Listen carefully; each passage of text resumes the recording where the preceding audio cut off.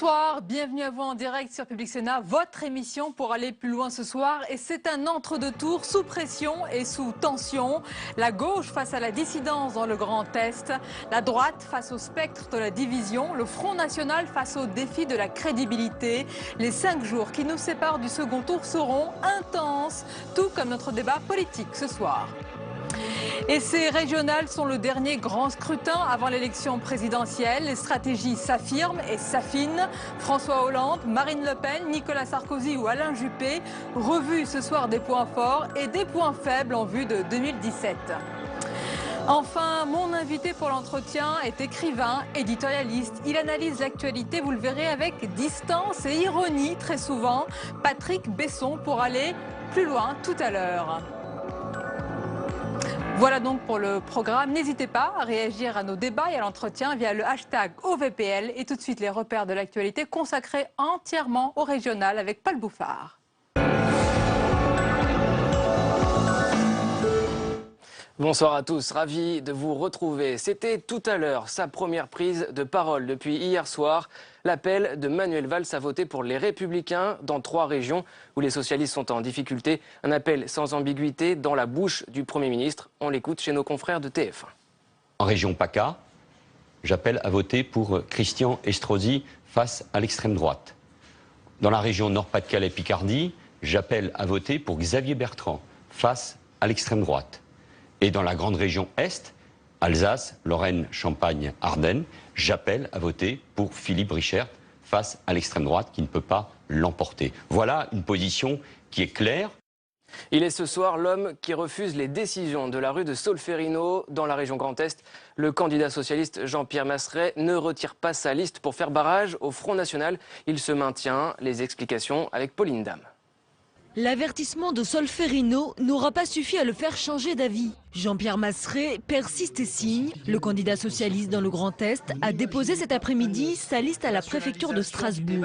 Nous pensons que c'est en siégeant dans l'Assemblée territoriale que nous pourrons le mieux faire reculer le Front National, en occupant la place dans l'opposition.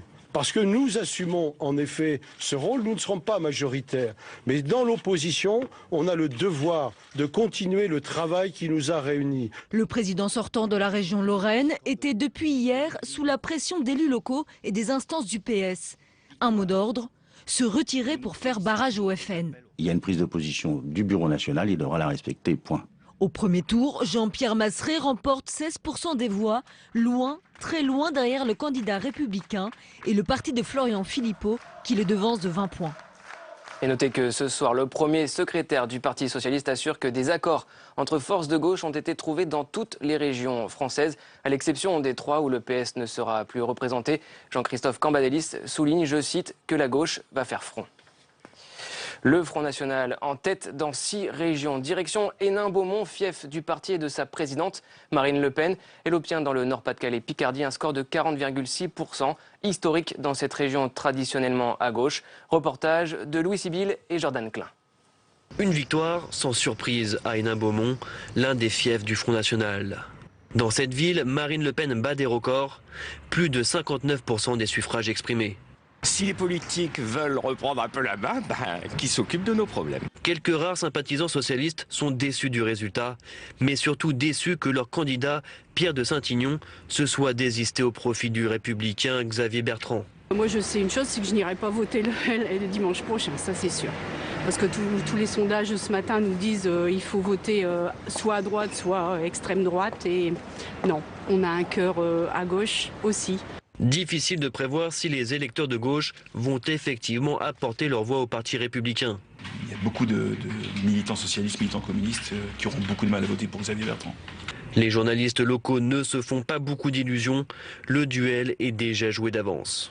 Dans cette ville de 26 000 habitants, le taux de participation n'a été que de 51% seulement, soit 6 points de moins qu'au niveau régional. Autre région où le Front National pourrait bien l'emporter, Provence, Alpes, Côte d'Azur. Marion Maréchal Le Pen a distancé les autres candidats. Duel au second tour face à Christian Estrosi après le retrait socialiste. Reportage le jour d'après à Marseille avec Elisa Bertholomé. Marion Maréchal Le Pen ou Christian Estrosi, Voilà le choix qui s'offre aux électeurs de la région PACA pour le second tour. Le socialiste Christophe Castaner s'est désisté pour faire barrage au Front National. Ce lundi matin pour la gauche, le résultat du premier tour garde un goût amer. C'est la gueule de bois, beaucoup de tristesse, beaucoup d'amertume aussi. Et mon boulot à moi aujourd'hui, c'est faire preuve de pédagogie pour expliquer aux copains et aux copines qu'aujourd'hui la priorité, c'est faire battre Marion Maréchal Le Pen. Une stratégie voulue par la gauche, mais pas toujours comprise par les électeurs. Tu veux que je te dise, c'est quand même une connerie. Il faut les laisser gagner, vous auriez dû rester. Et alors comment tu faisais après? Tu laissais gagner le Front National? Non, Nous on peut pas dire ça, nous? Mais écoute... Si on se maintenait, on se maintient et demain tu fais quoi? Je sais. Mais moi je suis très pessimiste, ils vont passer, hein, c'est con. Hein. Au PS, l'appel à faire barrage au Front National est assumé. On n'a pas le choix parce que si on reste en triangulaire, le Front National passera automatiquement. Et aujourd'hui, est-ce que Estrosi est capable de pouvoir rassembler, même pour gagner la région PACA dimanche soir? J'en suis pas sûr. Le second tour s'annonce serré pour Christian Estrosi. Le Front National bénéficie d'une avance confortable. Même avec le report de toutes les voix de la gauche, le candidat des Républicains n'est pas sûr de l'emporter dimanche prochain. En tête, en PACA, Marion Maréchal Le Pen estime que les Républicains et le PS foulent au pied la démocratie après le retrait des socialistes pour lui faire barrage. On l'écoute tout de suite. Ils sont contraints, au vu du retard, d'additionner leurs faiblesses pour contrer la force de nos résultats.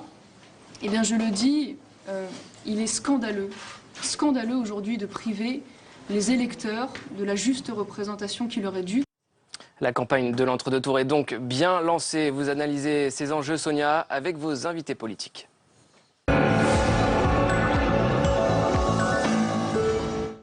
Oui, c'est un entre-deux tours sous pression et sous tension. La gauche fait donc face à la dissidence dans le Grand Est. Et plus largement, quelle est la réalité de ce bloc de gauche? Est-il en très grande difficulté ou bien les dégâts ont-ils été contenus malgré tout? Du côté des Républicains, la déception est claire, le nini est avalisé, mais les critiques se font jour avant une primaire qui s'annonce très mouvementée. Au Front National, la montée en puissance va-t-elle définitivement s'installer et se confirmer dimanche prochain? L'analyse et le débat avec nos invités ce soir. Mais d'abord, on va écouter, c'était tout à l'heure, la première intervention ce soir du Premier ministre Manuel Valls qui affirme assumer ses responsabilités face à la montée du FN. On l'écoute. Ce soir, je m'engage auprès des 10 candidats socialistes ou radicaux de gauche qui, sur 13 régions, peuvent l'emporter parce qu'ils ont réussi le rassemblement de la gauche et des écologistes et qu'ils incarnent la République et le progrès. Mais je réponds très directement à votre question parce que moi j'assume mes responsabilités. C'est la grande différence avec Nicolas Sarkozy, entre nous et Nicolas Sarkozy, entre moi et Nicolas Sarkozy. Quand on est un responsable public, on assume ses responsabilités et on choisit. Il n'y a pas de nini.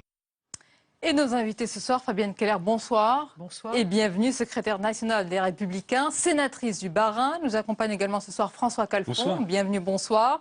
Secrétaire national du Parti Socialiste, conseiller régional Île-de-France. Et Valérant de Saint-Just, bienvenue, bonsoir à vous. Bonsoir. Tête de liste Front National en Île-de-France. Première question, Fabienne Keller.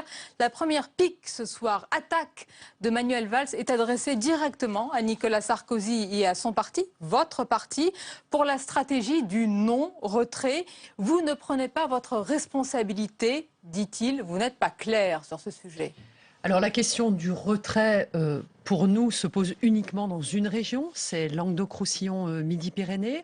C'est une région où il n'y a pas de risque Front National, puisque les forces de gauche, additionnées de manière habituelle, l'emporterait très, très clairement. C'est bien cette circonstance-là qu'il s'agit d'éviter.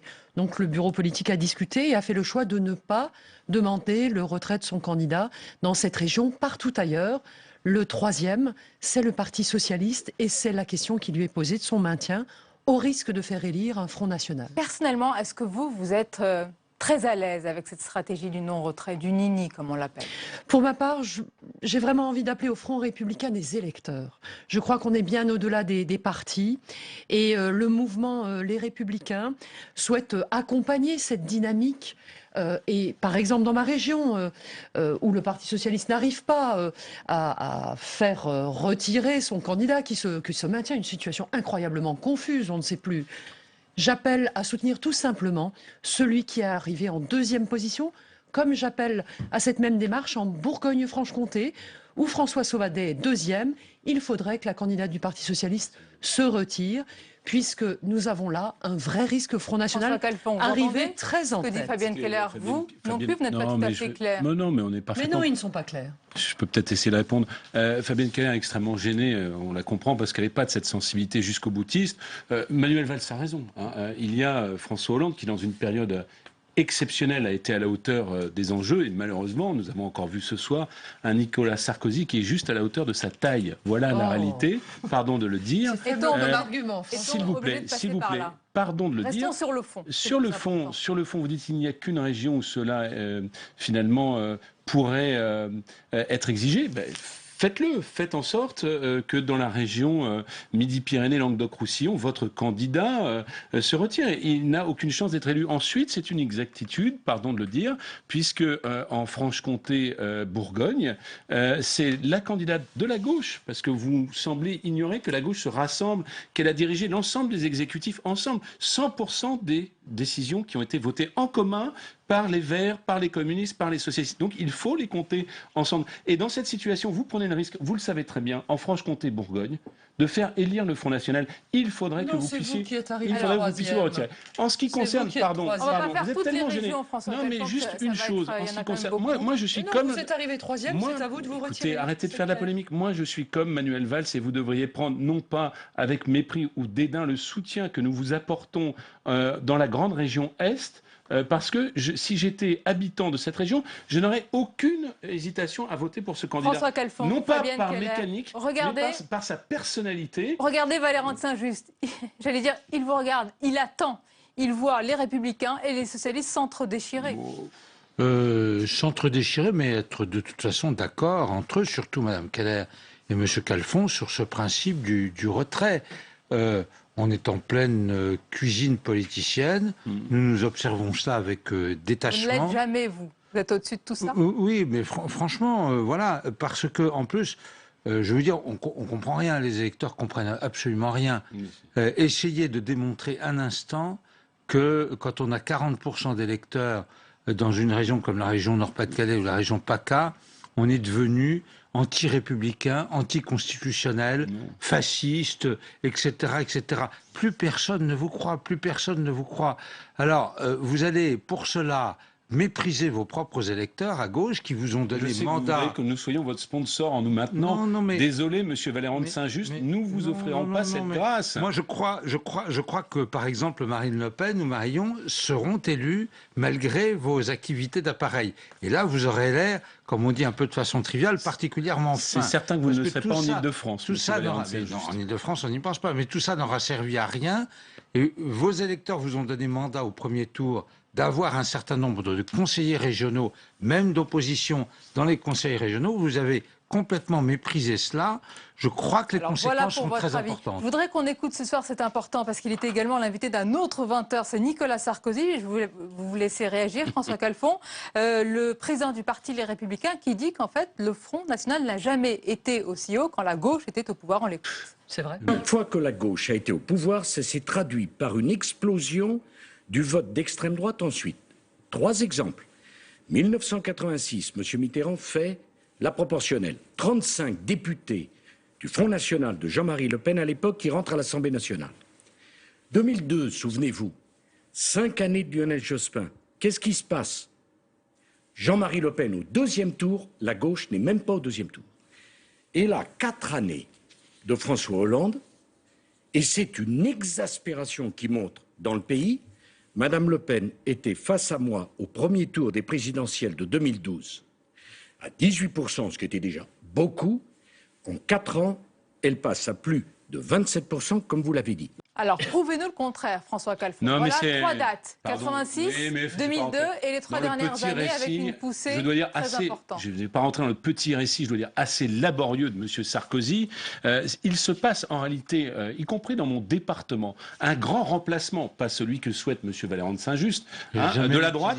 J'ai jamais utilisé ce mot-là. Non, mais de la droite par l'extrême droite. C'est ça la réalité. Et on voit encore, monsieur, la gauche résiste, mais la droite est la droite. Calfon, ça ne vous réjouit pas? La droite, mais je vais jusqu'au bout. La droite est laminée, et nous avons là le leader de ce parti qui, nous content d'emmener son camp dans le mur, le fait avec trompette et klaxon.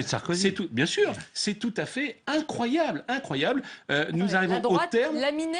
Ah ben dans des parties, elle disparaît de la carte et du territoire dans des tas de territoires populaires et désindustrialisés.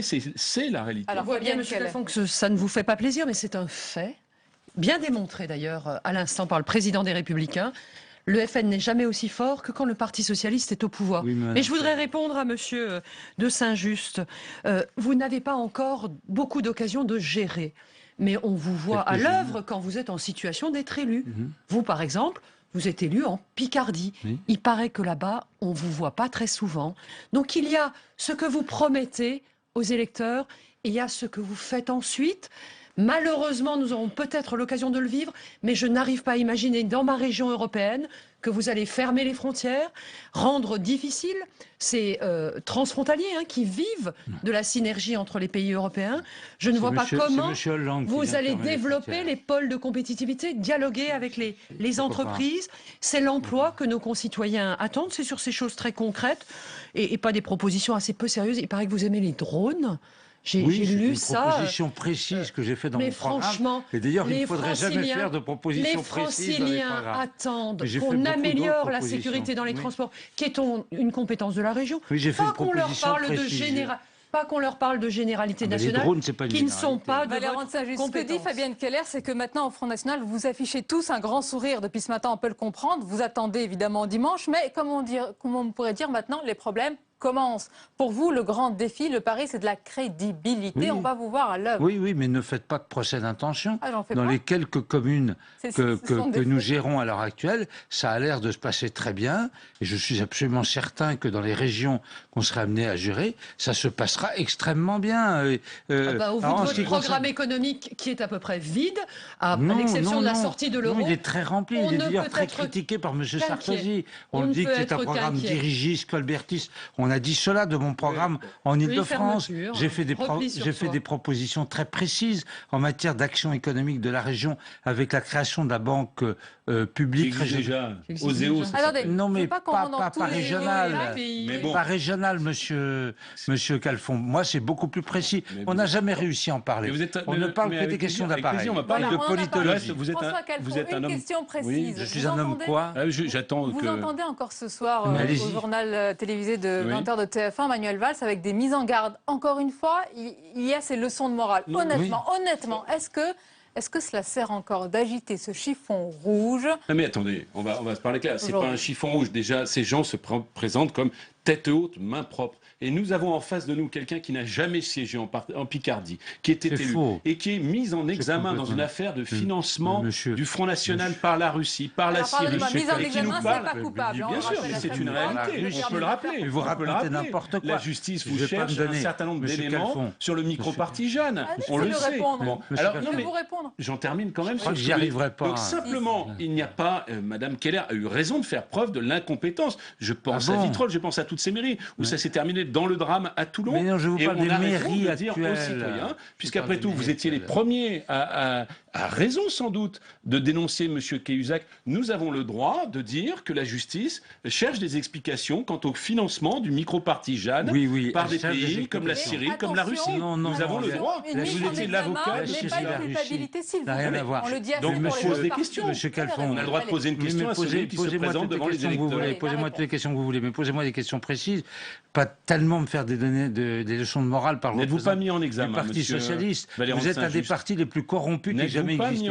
Oui, je suis mis en examen. Ah, bah voilà. Nicolas Sarkozy a été mis 4 fois en examen. Je vais à nouveau être mis en examen. Je vais à nouveau être mis en examen sur la plainte de Madame Coche en diffamation. Les mises en examen, vous connaissez peut-être pas très bien le métier. C'est automatique. Mais si, ce sont des formalités absolument. Moi, je vous propose en Ile-de-France de choisir l'autre candidate, Valérie Pécresse, qui parle aux Franciliens de ce qui les concerne, de l'emploi, des transports, de l'écologie, de la qualité de l'air, contrairement aux disputes du Parti socialiste et du Mais Front moi, je National. réponds aux questions de monsieur Calfon. Madame, messieurs, Et on pourrait vous très avez bien répondu. parler- Il y a un autre thème. François Calfon, l'une des informations confirmées de cette journée, c'est le maintien de Jean-Pierre Masseret dans le Grand Est. Et avant que vous dénonciez cette dissidence, moi, je voudrais vous poser la question. On a écouté très attentivement Manuel Valls ce soir, qui a dit et qui a évoqué la dignité des autres candidats socialistes qui se retiraient. Au-delà de la dissidence de ce candidat, pourquoi le traiter ainsi? Pourquoi ne pas l'écouter? Jean-Pierre Masseret, il dit que c'est un militant socialiste depuis toujours. Oui. Il dit que se retirer, cette stratégie de Il a l'évitement été ne sert président du Conseil régional. à rien, puisque le Front National monte et grimpe à chaque fois d'élection en élection. Est-ce que son raisonnement est vraiment absurde et même indigne, comme pourrait le dire le Premier Ce n'est ministre? pas une question d'indignité, je l'écoute. C'est le mot qu'il a employé. Je l'écoute tout à fait, mais je ne l'entends pas. Voyez-vous, notre attitude, et c'est ce que nous cherchons à avoir, et nous réussissons, puisque les Français nous en sont gré, c'est d'avoir une attitude digne en la période. De la même façon que Claude Barthelone, c'était un risque électoral important, a finalement arrêté sa campagne pendant 2 semaines parce que les Franciliens, les Parisiens étaient traumatisés. Les électeurs nous ont salués pour cela. Nous sommes dignes et de manière unilatérale, puisque vous voyez que les Républicains ne prennent pas ce type de responsabilité. Quant à M. Masseret, et qu'il considère que la politique est finalement quelque chose qui est d'ordre patrimonial et qu'il est accroché à son poste et qu'il doit le rester Non, il sait très coûte bien que qu'il ne coûte, vaille que récupérera vaille. pas. Il prend ses responsabilités, Non, mais voyons. pour nous, il n'a plus l'investiture socialiste. Nous sommes absolument clairs et ça n'est pas un cas individuel. Alors sans doute louable, Madame Mabrouk, sans doute pour sa propre vision, son propre cheminement, qui est un cheminement personnel, mais qui ne correspond absolument pas aux attitudes claires et dignes que nous maintiendrons. Et ce qui ne veut pas dire pour autant que le Front républicain serait l'alpha et l'oméga. Il y a 16% d'électeurs là-bas qui lui ont donné. Faites-vous le mandat. l'avocat de M. Masseret? Mais oui, bah, pourquoi pas. Oui, Monsieur Masseret a une attitude, à mon avis, parfaitement démocratique. je vois 16% d'électeurs Mais je voudrais qui lui vous poser- disent voilà. soyez l'opposition au Conseil régional. Et vous, à Solferino, vous êtes en train de lui dire on vous retire après coup. Vous voyez, plus vous approchez de M. Masseret, jamais vu. Monsieur Valéran de Saint-Just, plus vous vous approchez de M. Masseret, plus je m'en éloigne. Très bien. Au-delà de M. Masseret, on va pas passer tout le débat. On a posé la question, on a eu vos réponses. La question maintenant, c'est quelle tonalité pour cet entre-deux tours? Sur quoi vous allez, les uns et les autres, aider les candidats qui font campagne? Et vous faites campagne. Fabienne Keller, vous avez évoqué tout à l'heure, et vous avez eu de nombreuses réactions, le programme économique du Front National, qui sera un élément important, puisque l'une des compétences de cette région, et enfin on a l'occasion d'en parler, la compétence de la région, elle est quand même économique, même si le budget n'est pas très conséquent. Donc ça va être un point important. Absolument, et avant les attentats, on sait bien que c'est la question du chômage dont parlaient le plus les Français, une priorité absolue, un programme économique du Front National qui ne tient pas debout. Je me permets de vous le dire tout simplement. Pourquoi? Là où il s'agit de travailler en synergie avec les pays limitrophes, de s'insérer dans une économie européenne et ouverte. Oui. L'Île-de-France, plus que d'autres encore, est une région ouverte sur les pays riverains. Avec tous les pays. Il s'agit de construire la politique de formation professionnelle. Oui. Et pourquoi vous pensez que le Front National n'est pas crédible face à tous ces sujets? Bonne question. Qu'est-ce qui vous permet de dire cela? J'ai lu le programme économique du Front National. Il ne tient pas la route. Vous proposez. National, mais vous répétez toujours, il ne tient pas la route. Mais la politique économique est construite au niveau national, puis mise en œuvre dans des schémas au niveau régional. J'imagine que vous déclinerez les mêmes principes au niveau régional. Oui, ils ne tiennent pas la. On ne parle pas vous des ne savez questions pas. d'euros. La réponse de Valéran de Saint-Just et puis François. Je propose de se rassembler autour des candidats républicains. Je pense à Philippe Richer en particulier, dans la région Alca qu'on a évoquée tout à l'heure. Et je crois que les électeurs se rassembleront tout naturellement autour du candidat. Valéran de Saint-Just, moi j'ai une question précise. Regardez, on connaît votre programme. On connaît votre programme économique. François Calfon, s'il vous plaît. J'ai une expérience ancienne de conseiller régional et j'ai beaucoup toujours été spécialisé en matière d'action économique. J'ai toujours considéré que les régions n'allaient pas jusqu'au bout de leurs compétences et restaient au milieu du gué. Oui. Je pense qu'une action économique de la région en faveur des entrepreneurs, en faveur de la trésorerie des entreprises, alors que les banques ne font plus rien du tout, serait beaucoup plus efficace. Mais c'est une proposition. Si elles étaient régies par un organisme qui aurait les droits et les devoirs d'un organisme bancaire, Ça, la c'est région l'une de étant vos toujours propositions. tutelle et toutes les décisions étant clair. soumises au vote de la région. C'est une proposition technique, précise et qui me semble être extrêmement et qui est efficace. soumise voilà, au Alors, débat. François Caron, moi j'ai une question. Maintenant, à partir de ce soir, c'est un entre-deux-tours. On l'a vu, Oui. sous tension, sous pression. Vous soutenez évidemment le candidat Claude Barthelin en Ile-de-France. Sur quoi allez-vous faire campagne maintenant, précisément, contre notamment M. Valéran de Saint-Just? Alors, juste, on va essayer de répondre sur le fond, parce que moi, s'il vous plaît. s'il y a un point sur lequel je rejoins Valéran de Saint-Just, c'est qu'il faut parler du fond et des propositions. Voilà. En Ile-de-France, il y a deux visions de l'Ile-de-France qui s'affrontent. Il y a une vision qui consiste à finalement lutter contre les disparités régionales. C'est par exemple notre politique du logement. Il faut construire des logements et non pas éviter d'en construire comme Mme Pécresse souhaite le faire en favorisant ceux qui sont en contravention avec la loi SRU. Non, en ce qui concerne, s'il vous plaît, épauler. juste, je termine, s'il vous plaît, vous m'avez souffrez que coupé nous parlions des propositions. de En ce qui parole concerne dans M. quelques Valéran de minutes. Saint-Just, Respectez les classes s'il vous moyennes. plaît, en ce qui concerne M. Valéran de Saint-Just, proposition. comment nous relions cette Île-de-France, qui est à la fois la région la plus riche de France et dans laquelle il y a le plus de disparités de richesse. S'il vous plaît, s'il vous plaît, s'il vous plaît. Socialiste et Mais RN. c'est terrible. Alors, Monsieur Valéran, Intéressant.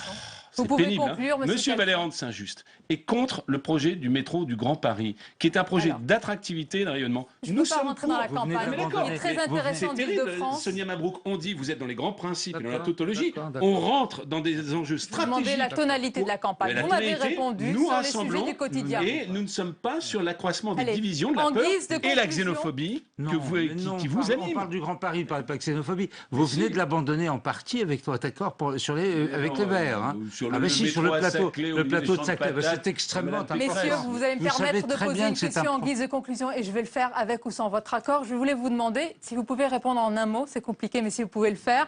Selon vous, ce premier scrutin, qu'est-ce qu'il traduit de notre pays? S'il y avait un mot pour le décrire, la société actuellement telle qu'elle a voté, la peur pour vous? La peur dont il faut sortir La absolument. colère et le désespoir.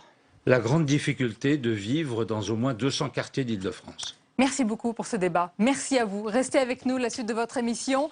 Et dans la continuité justement de ce débat, on va se pencher ce soir bien sur la corrélation entre le vote FN et la situation économique et sociale des régions. C'est l'édito ce soir.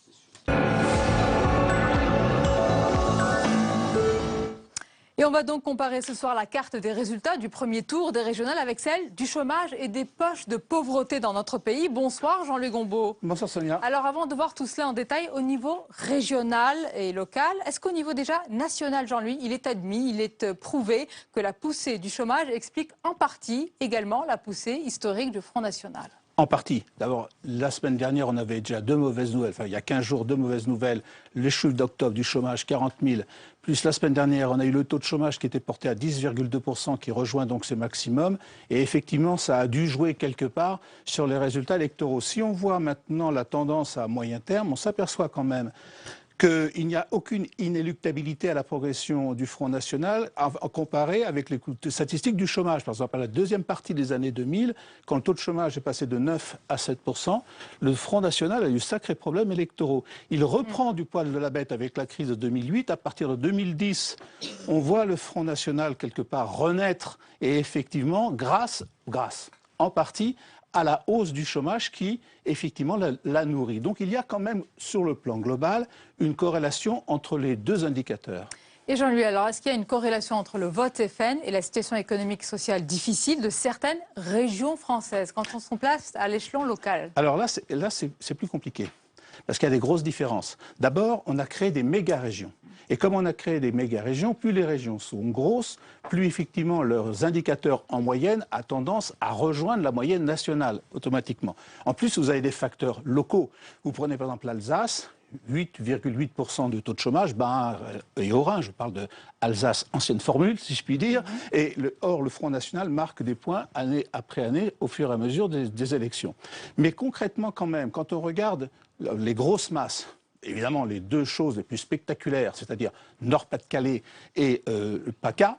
Et effectivement, là, Madame Le Pen font plus de 40%, et le taux de chômage est de l'ordre de 11,5, 12,5. Donc, il y a incontestablement un rapport. Si on regarde, par exemple, un autre domaine, entre Bretagne, Auvergne et Rhône-Alpes, vous avez un taux de chômage qui est de l'ordre de 9%. Vous comparez avec Languedoc-Roussillon, où là vous avez un taux de chômage de 13%. Là, M. Alliot fait 32%, et dans Bretagne et Rhône-Alpes, vous avez un score qui est beaucoup plus bas. Donc il y a quand même une corrélation. Par contre, ça ne marche pas à tous les coups. Par exemple, vous regardez un autre secteur, par exemple excusez-moi. Non, mais c'est compliqué. Mais en tout cas, il n'y a pas une corrélation évidente. Il y a une corrélation générale, mais il n'y a pas, quand on regarde les secteurs locaux, ce n'est pas systématique. Ce qui veut dire qu'en réalité, le vote Front National est un vote national et global. Un vote de ras-le-bol. Ras-le-bol des impôts, ras-le-bol du chômage, ras-le-bol de l'immigration, ras-le-bol de la sécurité. Et donc, on n'arrive pas à pondérer et de savoir exactement quel est le facteur majeur, chômage ou impôt. C'est extrêmement difficile à savoir. C'est-à-dire que l'économie ne peut pas tout expliquer. Et d'ailleurs, elle n'arrive souvent même pas à s'expliquer elle-même. Merci beaucoup pour cette analyse, Jean-Luc Gombault. Il est 22h30. Eh bien, on fait un nouveau point sur l'actualité consacré au régional ce soir avec Paul Bouffard.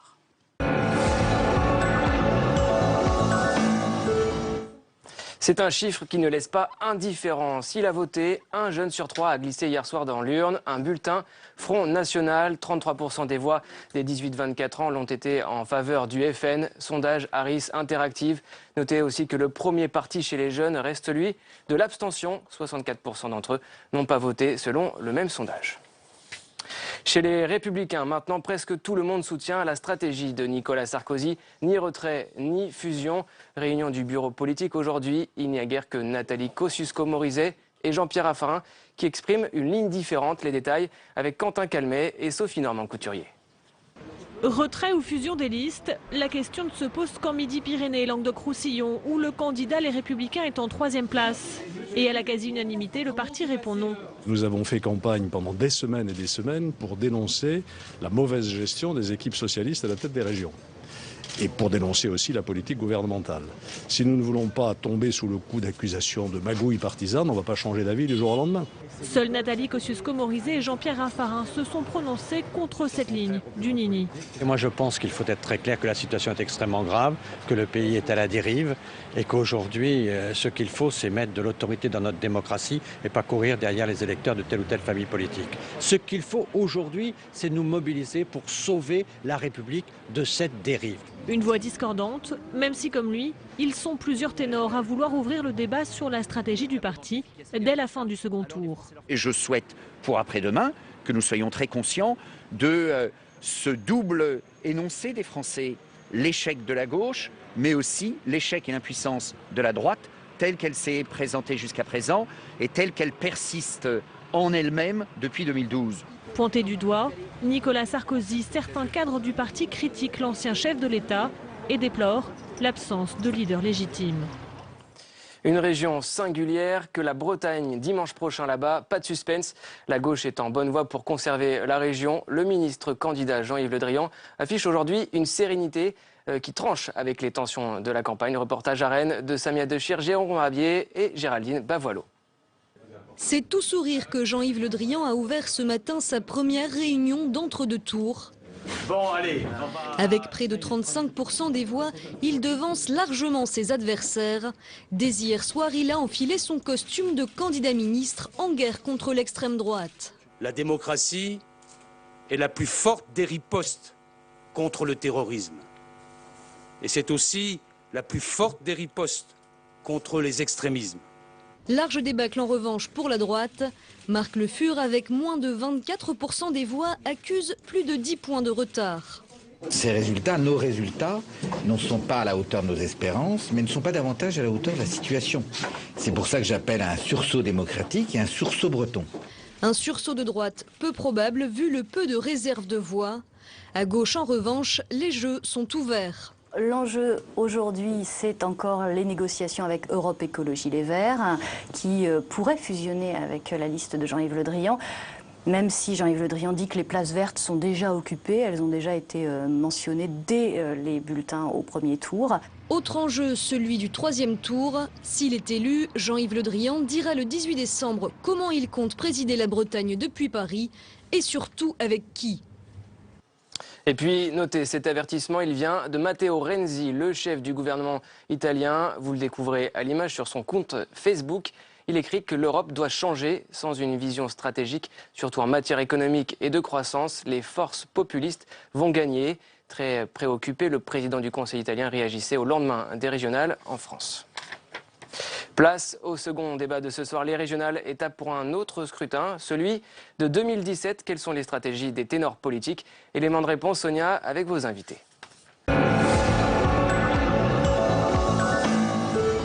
Oui, et ce scrutin régional, je vous le rappelle, c'est le dernier scrutin avant la présidentielle. Il intervient tout juste 16 mois avant l'élection de 2017. Pour ceux et celles qui sont dans la course, c'est donc une étape primordiale. On va insister ce soir sur la stratégie de Marine Le Pen, celle de François Hollande et à droite, Nicolas Sarkozy et Alain Juppé. L'analyse et le débat avec nos invités dans quelques instants. Mais d'abord, on va s'arrêter ce soir sur la réaction des médias à l'international. Comment ont-ils vu cette élection et ce scrutin? Regardez, c'est un sujet de Mounir Soussi. L'onde de choc a traversé les frontières. Le score du Front National est à la une de toute la presse européenne. En Grande-Bretagne, le Times met un des visages de la soirée à la une. Marion Maréchal Le Pen, incarnation familiale de la poussée de l'extrême droite. En Belgique, frontalière de la région Nord-Pas-de-Calais-Picardie, le soir compare la progression du FN à une marée noire et constate que les sondages se sont confirmés dans les urnes. Le score d'hier soir installe le FN dans le siège du premier parti de France pour El País. Le quotidien espagnol insiste sur le recul de la gauche qui, à cause de son absence d'unité, pourrait être rayé de la carte au second tour. Pour le journal italien Il Tempo, le résultat du parti de Marine Le Pen constitue une révolution française, mais les jeux ne sont pas faits. Le second tour est loin d'être acquis au FN. Autre journal transalpin, Il Corriere della Sera souligne que la fin du Front républicain ouvre une nouvelle ère dans l'histoire politique française et s'inquiète d'un recul de la construction européenne en cas d'installation de l'extrême droite. Et nos invités ce soir, Éric Fotorino, bonsoir et bienvenue, directeur de l'hebdomadaire Le 1. Nous accompagne Philippe Gouliot, bonsoir Philippe, bonsoir, rédacteur Sonia. en chef du service politique du Figaro. Avec nous, Soazic Kemener, bonsoir. Bonsoir Sonia. Journaliste politique à Marianne. Et Jean Garrigue nous accompagne, bonsoir. Bonsoir bienvenue, Sonia. historien, spécialiste d'histoire politique. Madame, messieurs, avant de parler justement des différentes stratégies, un mot sur le regard des médias, Philippe Gouliot, à l'international par rapport à ce qui s'est passé. On avait vu l'un des journaux titré « La Révolution française ». Oui, j'étais très surpris par ce titre quand même, j'avoue que je ne l'avais pas vu. C'est peut-être un peu excessif quand même, on espère que ça ne sera pas le cas. Certains disent que c'est un parti révolutionnaire. Oui, par certains côtés. Révolution nationale. Oui. Oui. Mais cela dit, il est certain que les élections régionales françaises ont passionné l'Europe. Et ça a des conséquences en Europe, certainement. Si jamais ces élections annonçaient d'autres élections à venir, il est certain que ça changerait la face de l'Europe. Oui, passionné, intrigué et peut-être même sûrement inquiété. Éric Fotorino, comme nous, lorsque l'on justement on débat et on analyse les mouvements dits, entre guillemets, j'aime pas trop le mot, mais populistes ailleurs en Europe, eh bien ils ont ce même regard aujourd'hui sur nous, même accentué. Bien sûr, parce que la France, effectivement, c'est le pays des libertés, c'est le pays des droits de l'homme, c'est toute cette symbolique qu'on a d'ailleurs, que les partis classiques ont un peu abandonné ces dernières décennies, on pourra en reparler. Ça fait qu'effectivement, le symbole est plus fort. En plus, les régions ne sont pas exactement les mêmes régions que celles qu'on avait reconfigurées en 2010. Ça veut dire que c'est des régions États, quasiment des régions, non pas nations, mais qui sont aussi grandes pour certaines que certains petits pays. Donc effectivement, la dimension, le fait que c'est plus grand, je crois que ça joue aussi beaucoup. Est-ce que Soazic Kemener, le Front National, pour nous, par rapport aux autres pays européens, c'est une singularité, peut-être même une exception française? Quand on voit les autres partis qu'on pourrait comparer, ils n'arrivent très rarement ou jamais à un tel score. Là, c'est un vote qui n'est plus protestataire. On peut le dire maintenant, c'est un vote d'adhésion, on peut débattre, mais il est totalement installé. On voit rarement ça dans les autres pays européens. Oui, c'est vrai que la particularité européenne qu'on a pour l'instant surtout explorée dans les temps récents, c'est Syriza, par exemple. On regardait, c'était à la gauche de la gauche. On regardait aussi ce qui se passait en Espagne. Et là, c'est vrai qu'on est en France dans un phénomène tout à fait particulier et qui vaut justement l'attention de nos confrères européens qui se demandent ce qui se passe. Et puis c'est le thème de l'émission ce soir, à 18 mois de la présidentielle. Et ce premier tour des régionales est très inquiétant à cet égard-là. Avant de parler des stratégies, Jean Garrigue, votre regard sur le regard justement des médias étrangers? Je dirais qu'il y a quand même des régions italiennes qui sont dirigées par la Ligue du Nord, ex-Ligue lombarde. La Vénétie, par exemple, M. Zaia, Cazzaia, je crois. Donc, il y a une familiarisation européenne avec le discours populiste, en tout cas. Alors, il y a des formes de populisme différentes selon les pays. Bon, il y a la Hongrie, il y a les anciens pays du bloc de l'Est qui commencent à avoir une histoire populiste assez forte. Donc il y a une singularité française, parce que le Front National correspond aussi à une histoire spécifique de l'extrême droite, de la droite populiste, ce qui revient un peu au même, mais bon, c'est aussi un phénomène européen. Moi, ce qui me frappe aussi, c'est vrai qu'on retrouve ces phénomènes-là et ces partis populistes en Europe, mais ce qui frappe quand même, c'est que c'est la durée de vie et de survie et de progression du Front National. Il est maintenant installé profondément dans la vie politique française. Et face à cela, quelle stratégie? Alors on va commencer par parler, Éric Fontanier, de François Hollande. C'est peut-être celui dont on parle le moins en ce moment. Mais bien sûr, il est à la manœuvre, le président, pour un entre-deux tours sous pression. Et au-delà, le président fait ses calculs pour 2017. On dit beaucoup que sa stratégie maintenant, c'est « moi, le rempart ». Est-ce que c'est le cas? Alors, en tout cas, celui qui voulait être l'autre rempart, c'est-à-dire Nicolas Sarkozy, ne l'a pas été, en tout cas à l'issue de ce premier tour. Celui qui disait, moi, contre le FN, c'est moi qui, d'ailleurs, historiquement, est le premier l'ai fait baisser, ça n'a pas été le cas. Donc François Hollande peut se réjouir, effectivement, d'une certaine manière, relativement, tout est relatif dans cette discussion, mais peut se réjouir d'une certaine manière des résultats, surtout si la semaine prochaine, l'Île-de-France restait à gauche, si quelques régions comme ça se consolidaient, notamment sur l'ouest de la France. Maintenant, il est face à une histoire qui vient de loin. C'est-à-dire que le FN, c'est quelque chose, vous l'avez dit très justement, dès 2005, le référendum européen, on voit bien qu'on n'est plus gauche-droite. Et d'ailleurs, le FN le dit bien, c'est ni gauche ni droite, c'est français. Et je crois que et Hollande et les autres vont devoir revoir complètement pour comprendre qu'aujourd'hui, c'est est-ce qu'on veut une société ouverte et est-ce qu'on la veut fermée. Et je crois que ce qui est dramatique dans les réactions des principaux dirigeants politiques ces jours-ci, c'est de voir qu'ils sont encore dans du politicien et qui n'ont pas vu qu'effectivement, la société ouverte, qu'est-ce que c'est? C'est celle qui accepte la globalisation, c'est celle qui accepte l'Europe, c'est celle qui accepte une société mixte, cosmopolite. Qui n'en a pas peur, en tous les cas. Et qui n'en a pas peur. Qui accepte de se remettre en cause. Aujourd'hui, le FN, ce sont des gens qui ont dit non, nous, on veut fermer les frontières, on veut être, parce qu'on veut que ce soit Paris qui décide et pas Bruxelles, on veut pas les délocalisations, on veut pas une atteinte à notre identité, ce qu'ils perçoivent comme une atteinte à leur identité. Donc si vous voulez, Hollande, peut-être qu'il peut se dire, faire des calculs comme ça, de dire oui, c'est bien pour moi, mais globalement, cette page, il va falloir la lire très attentivement avant d'en écrire une autre. C'est très important ce que vous nous dites. On a bien compris que le clivage droite-gauche, il faisait un petit peu partie du passé, mais Jean Garrigue, c'est aussi deux visions de la société et il faut que les politiques l'appréhendent maintenant. Écoutez, j'ai un exemple très précis. Il se trouve que j'ai participé à la soirée des élections régionales dans la région de Centre-Val de Loire.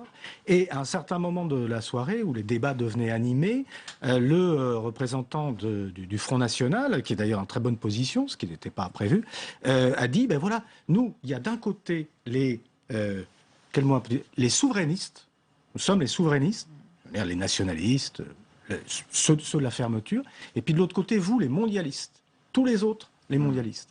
Donc ça, effectivement, ça interpelle la classe politique aujourd'hui, et ça, d'une manière ou d'une autre, ça conditionne ce que devrait être une recomposition politique qui tienne compte précisément de ces nouveaux rapports de force. Expliquez-nous, Philippe Gouliot, Sozik Kemener, ces responsables politiques, ils ont de l'expérience, ils ont de la bouteille, comme on dit, ils savent tout cela, tout ce que l'on dit. Pourquoi est-ce qu'ils ne s'approprient pas ce genre de discours entre les deux sociétés? Pourquoi reste-t-il, comme on l'a entendu ce soir entre Manuel Valls et Nicolas Sarkozy, bien sûr, sur des postures, chacun se renvoyant à l'autre la responsabilité? Moi, je serais assez sévère, finalement. Je pense malgré tout que les hommes politiques, depuis pas mal de temps, n'ont peut-être pas assez travaillé, n'ont peut-être pas assez étudié ces évolutions de la mondialisation, ces évolutions sociologiques. La France a beaucoup changé depuis 20 ans, depuis 30 ans.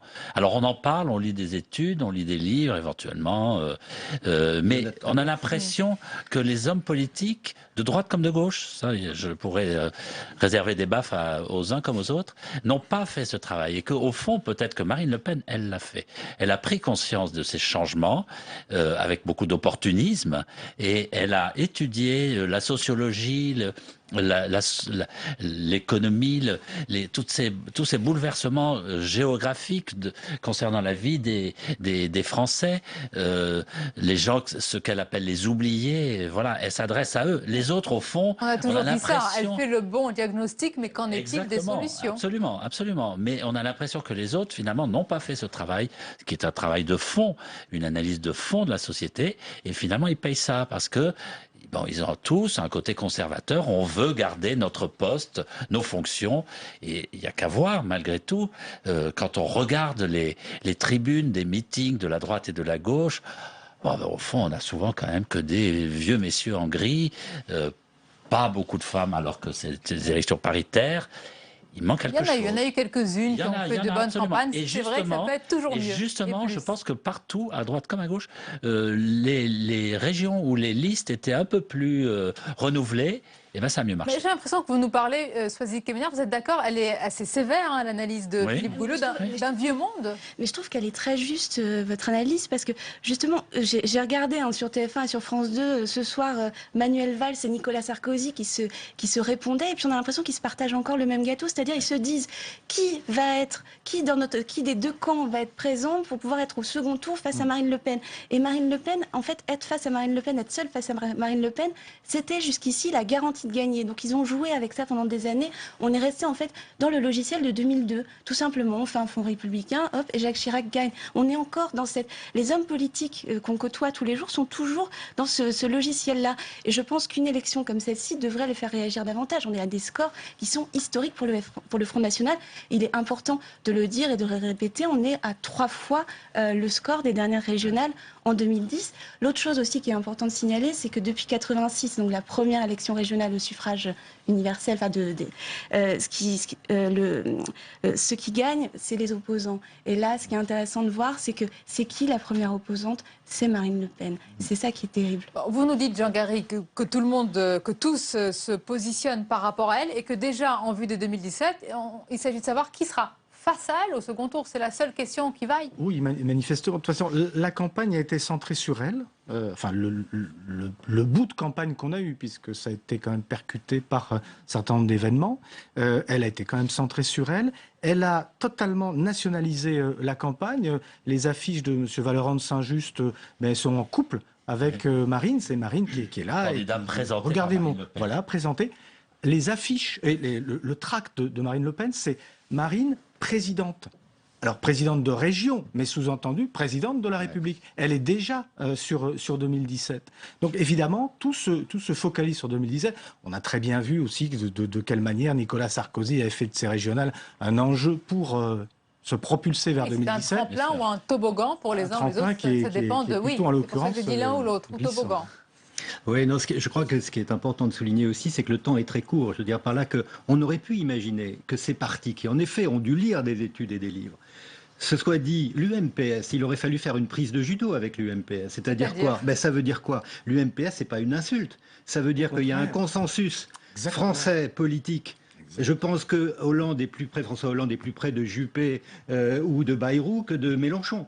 Mélenchon, il faut rappeler que c'est vraiment le recentrage national souverainiste de gauche dont les électeurs en partie sont passés à l'extrême droite. Donc si vous voulez, ce recentrage national, pour essayer de le contourner et de lutter contre lui, il aurait fallu, mais pas là, à la sauvette, à la va-vite, entre deux tours de régional, qu'ils aient des plateformes de programmes communs pour gouverner des régions pendant 6 ans, et que sur la base de ça, ils puissent faire une plateforme présidentielle. À partir du moment où ils l'ont pas fait, comme vous le dites, qu'ils sont en train de se repartager le même gâteau, ils n'ont rien compris. Voilà, ils n'ont rien compris. Ça fait partie de notre culture. Honnêtement, Philippe Gouliot, ce débat, certains l'ont esquissé. Les institutions aussi. Voilà, ils n'ont pas voulu aller jusqu'au bout. Moi, je me souviens de Manuel Valls qui avait parlé de fusion et au-delà, etc. Il avait à peine prononcé le mot que droite et gauche lui étaient tombés dessus. Oui, et avant lui, Michel Rocard qui parlait de Big Bang. Ce n'est pas un hasard d'ailleurs. Mais ce n'est pas un hasard, évidemment, on retrouve l'affiliation. Mais même Giscard, 2 Français sur 3, souvenez-vous. Et Giscard aussi. Oui, bien sûr, mais c'est loin. Mais c'est vrai ce que vous disiez, il y a quand même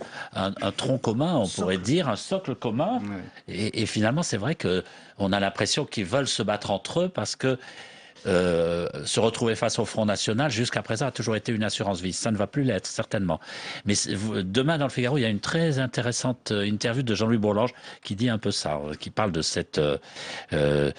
son regret de voir que finalement, les modérés de chaque camp ont perdu par rapport aux extrémistes. Donc, ils ont une responsabilité aussi, on peut le dire, les modérés de chaque camp, Jean Garrigue, ces modérés qui se sont parfois effacés derrière les présidents des partis. Il y a le Front National, citer Alain Juppé qui a dit aujourd'hui, voilà, on reste droit dans nos bottes, c'est la stratégie du non-retrait, mais après on va régler les comptes. Pourquoi après? Non, c'est très triste. Pour laisser les candidats faire campagne, peut-être.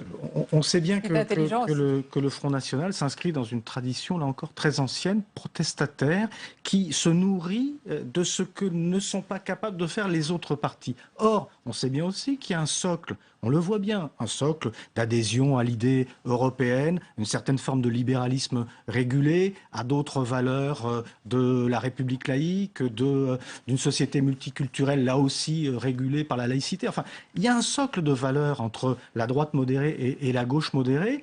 Pourquoi ne pas essayer de mettre en œuvre une arithmétique politique qui tienne compte de ce socle-là? Il y avait une occasion formidable avec ces élections régionales, car si on regarde ce qu'a été l'expérience des conseils régionaux, on voit que 70% des textes votés le sont par la droite et la gauche républicaine. On voit que les programmes, bien souvent, sont identiques quand on les regarde de près. Quelques chiffres. Plus largement, le virage, comme on l'appelait, sécuritaire de François Hollande. Quand même, ce sont des propositions communes. C'est une grande besace où chacun a là, dans des propositions. Circonstances particulières. Il est vrai. Aussi. Mais donc, il y a quand même la matière à une recomposition, en tout cas une réflexion, et cette réflexion n'est pas faite. Mais les partis politiques n'aiment pas trop ça aussi. C'est se remettre beaucoup en cause. Moi, j'ai été frappé aussi en Espagne, par exemple, par l'émergence de Podemos et de Ciudadanos, qui sont deux partis qui cassent le bipartisme espagnol entre le PSOE et le Partido Popular.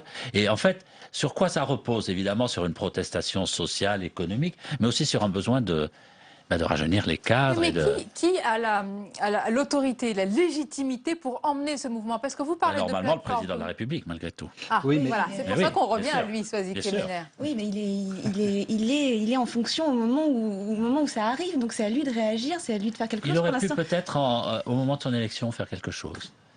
Et notamment avec Bayrou, par exemple. Bien sûr. Il n'a pas tendu la main à Bayrou. C'est même l'inverse. Il a même laissé Bayrou se faire assassiner. Il a laissé Martine Aubry assassiner. Je crois qu'on ne peut pas... Les joueurs jouent la règle du jeu. Oui, absolument. Tant qu'on est dans les institutions de la Ve République qui forcent à la bipolarisation, évidemment, chacun joue, ce qui fait qu'on se regroupe gauche et extrême gauche, droite et extrême droite. Donc effectivement, ça amène à réfléchir sur quelles institutions demain. Vous vous rendez compte que l'EFN, qui devient, comme il le dit, le premier parti de France, même si c'est un peu discuté, il n'est pas à l'Assemblée nationale. Donc il y a quelque chose qui ne va pas. Et c'est des gens comme Daniel Cohn-Bendit qui disent ça. C'est pas d'afro-fascisme. Donc je pense que là, il y a vraiment une incompréhension du système lié aux institutions. Tant qu'on n'a pas changé les institutions, on ne pourra pas effectivement se dire qu'on recompose le On n'arrête pas de parler de tripartisme, et on a compris qu'il était installé, ce tripartisme, Jean Garrigue, mais plus on va aller vers 2017, plus on va aller vers une bipolarisation. Ce seront deux blocs qu'on va retrouver en 2017. Comment on va passer de ce tripartisme à ces deux blocs sans considérer que cette élection en 2017 ne soit pas faite par défaut, finalement? Mais c'est simple, on voit très bien que l'idée, c'est de savoir qui sera face à Marine Le Pen au deuxième tour. C'est-à-dire qu'on continue avec les mêmes schémas. Pays avec ce genre de discours? Mais évidemment non, d'autant plus a priori, personne n'attend... Que les mêmes reviennent en 2017. Enfin, c'est ce que tout le monde dit, mais c'est qu'en même temps, les partis politiques, eux, ont l'air de préparer. Donc, on est dans quelque chose qui est totalement absurde et qui repose très largement sur cette dérive des institutions de la Ve République, cette surprésidentialisation, cette bipolarisation. Et quand je dis dérive, il faut peut-être se poser la question maintenant, aujourd'hui, de la viabilité de ces institutions qui, en tout cas, sont inefficaces, puisqu'elle débouche sur une inertie de production politique et débouche sur le mécontentement de 30-40% de l'électorat. On a souvent dit que la cinquième, Philippe Gouliot, c'était formidable, cette cinquième, parce qu'elle garantit les pouvoirs, elle nous a protégés dans des moments difficiles. Là, on s'aperçoit peut-être qu'elle arrive, ça ne veut pas dire qu'il faut une sixième, pas du tout, mais qu'elle arrive peut-être pas du tout même, pour vous, Jean Garry, peut-être qu'elle arrive à... Il y a certaines limites en tous les cas. Il y a sans doute des choses à changer. Elle a quand même permis d'affronter beaucoup de crises quand même, la Ve République. Elle s'est adaptée à beaucoup de situations. Des cohabitations à géométrie variable, longues, courtes, à droite, à gauche, enfin, et finalement elle a tenu cette constitution. Donc moi je suis plutôt un partisan de la constitution, un défenseur de la constitution.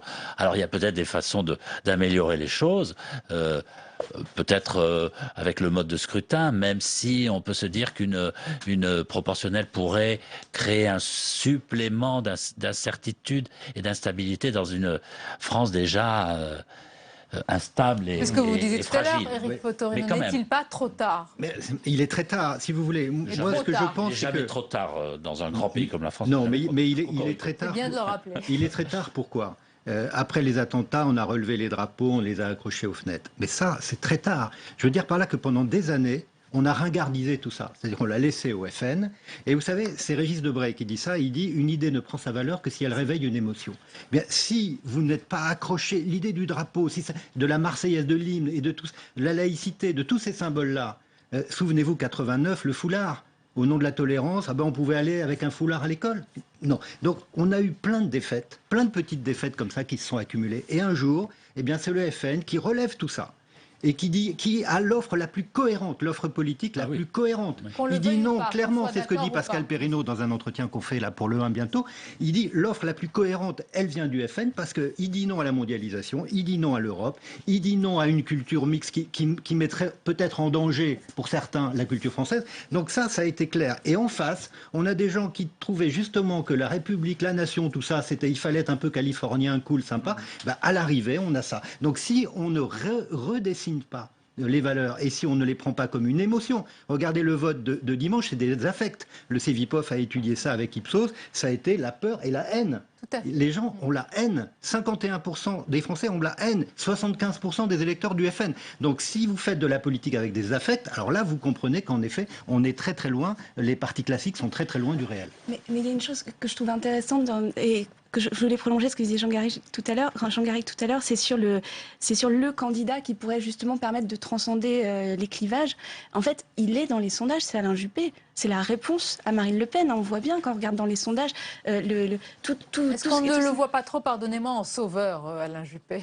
Non, mais je dis dans l'esprit des Français, quand on regarde, il est en tête des courbes de popularité. Les gens sont intéressés par ce qu'il peut représenter, justement, vu son âge, son expérience et puis sa capacité à transcender. Je ne dis pas que ce sera le sauveur suprême. Mais on arrive presque à la fin de ce débat. Je voudrais vous poser une question en guise de conclusion. C'est celle que j'ai posée à nos invités politiques tout à l'heure. Selon vous, Philippe Gaulieu, je commence par vous, ce scrutin hier, qu'est-ce qu'il dit de notre société, de notre pays, en un mot, en quelques mots? Bien, il révèle certainement une fragilité de la France, oui. Le fait que peut-être que dans la société, il y a trop de gens qui ne s'aiment pas. Et peut-être que ça veut dire aussi que maintenant, il faut se reprendre en main. Et fragilité, je le disais, on est un grand pays, il ne faut pas, faut pas avoir faut pas trop se battre la coulpe. Bien sûr, une transition sociétale, une société qui rentre dans la mondialisation, la numérisation, on est dans un passage. Ce passage génère évidemment de l'insécurité à tous les niveaux, de l'angoisse et une classe politique qui ne répond pas à ces angoisses parce qu'elle n'a pas su se renouveler, on n'a pas su recréer des partis de type nouveau, des institutions rénovées. Donc tout ça crée le divorce. Même question en un mot, si c'est possible. Je dirais qu'il y a deux France. Il y a celle des réussites entre soi et puis de la société fragmentée qui effectivement se déchire et se sent exclue, pas entendue.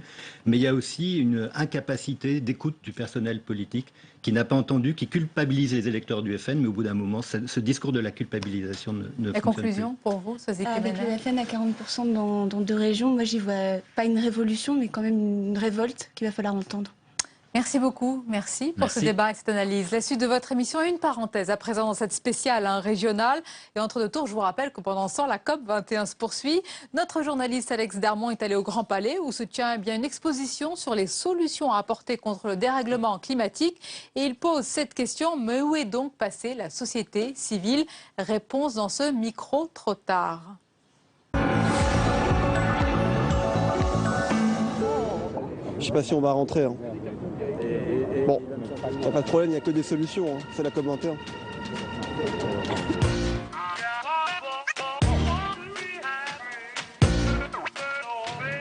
Ça y est, on a réussi à rentrer, je suis pas peu fier. On est au Grand Palais pour l'exposition Solutions COP21. Et ici, ce sont les entreprises et les citoyens qui sont mis au cœur du projet. Mais comme toujours, quand il y a des citoyens, il y a des politiques. Voilà.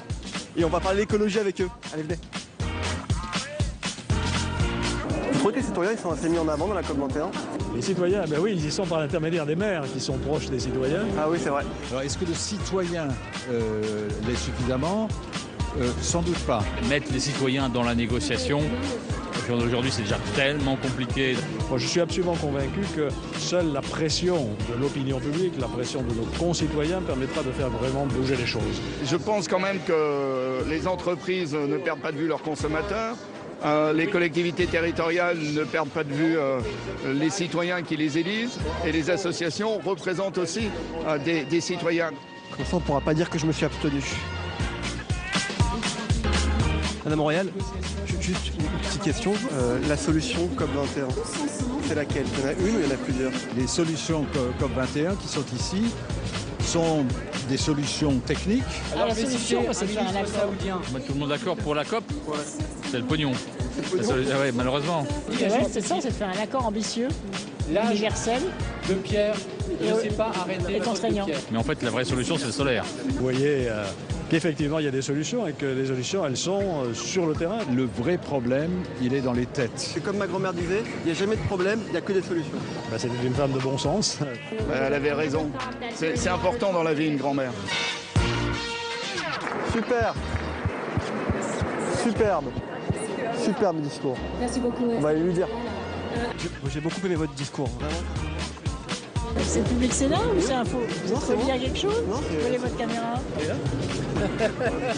Je dis ça parce qu'on m'a déjà fait des blagues avec des faux micros. Je vous ai redonné le sourire en tout cas. C'est ça. Vous êtes trompé, il viendra pas dans Montebourg là.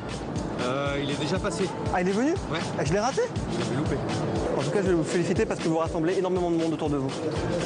C'est peut-être parce que vous êtes là, non? Bah ouais. Vous êtes autour du micro. Sans doute, peut-être. Non, mais c'est vrai, vous avez raison. Présentez-vous à l'élection présidentielle. Non, il ne voulait pas. Ça veut dire qu'il faut qu'elle réfléchisse. Mais elle n'a pas encore dit non. Le grand progrès de la COP21, c'est d'associer les collectivités locales. On fait tout ça pour nos enfants, pour nos petits-enfants, voire pour nos grands-mères si elles sont encore là. Ah, ça c'est bien, 2016, le Maroc, Marrakech, tout ça. On va pouvoir parler réchauffement climatique. Hein. J'y serai, moi perso, j'y serai. Et il est 23h passé, on retrouve Paul Bouffard pour toute l'actualité des régionales.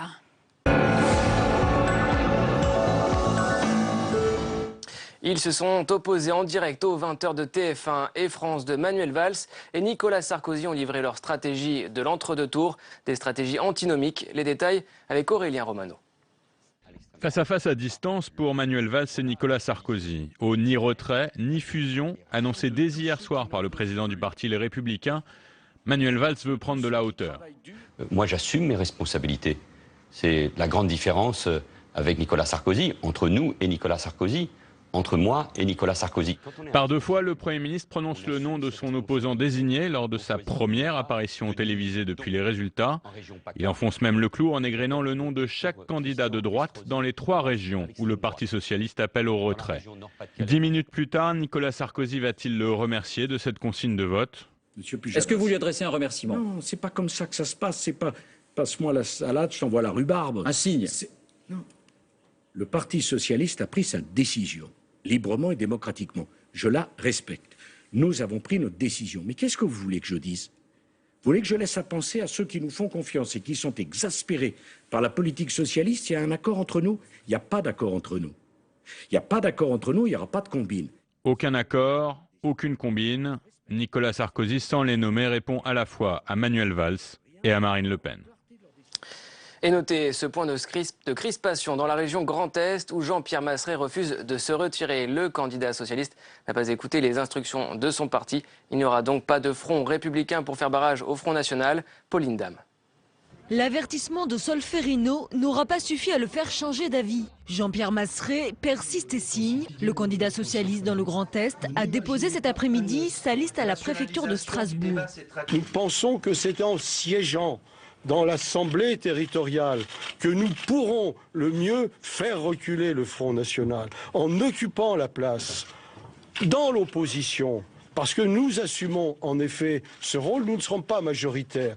Mais dans l'opposition, on a le devoir de continuer le travail qui nous a réunis. Le président sortant de la région Lorraine était depuis hier sous la pression d'élus locaux et des instances du PS.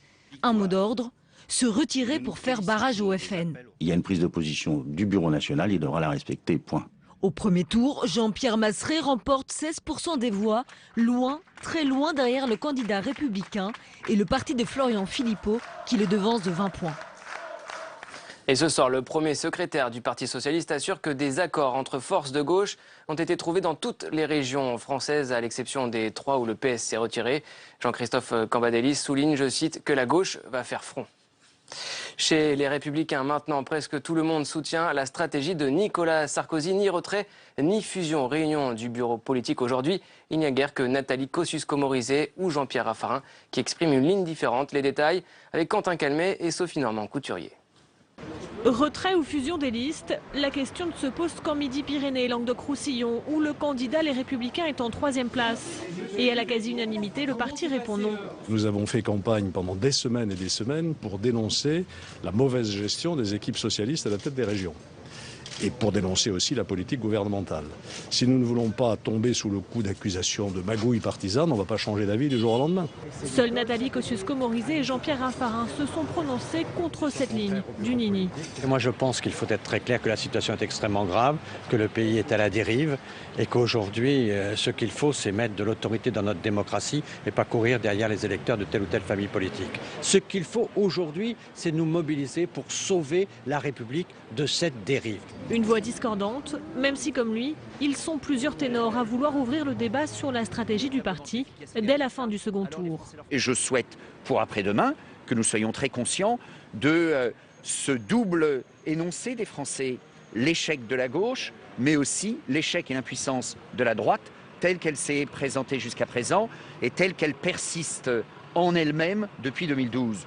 Pointé du doigt, Nicolas Sarkozy, certains cadres du parti critiquent l'ancien chef de l'État et déplorent l'absence de leader légitime. Au centre, le Nini des Républicains ne fait pas l'unanimité. Leurs alliés de l'UDI ont exposé une autre vision, retirer les listes en 3e position et ce, quelle que soit leur étiquette politique. Les explications avec Nathalie Guilloire. Les centristes ont décidé de faire entendre leur voix et une voix discordante au sein même de la droite. Bien qu'alliée aux Républicains, la stratégie du Nini de Nicolas Sarkozy, ni fusion ni retrait des listes, a du mal à passer. On considère que les listes qui arrivent en 3e position doivent se retirer pour éviter coûte que le Front National dirige une région, parce que ce n'est pas une expérience souhaitable pour les habitants. Même son de cloche au MoDem, François Bayrou, lui aussi allié aux Républicains dans la quasi-totalité des régions, appelle au retrait pur et simple de toutes les listes arrivées en 3e position. Mais les centristes auront beaucoup de difficultés à faire entendre leur voix. Concrètement, la question ne se pose que dans une seule région pour la droite, Midi-Pyrénées, Languedoc-Roussillon. Dominique Régnier, tête de liste Les Républicains UDI, pourtant arrivé en 3e position derrière le Front National et le Parti Socialiste, a décidé de maintenir sa candidature.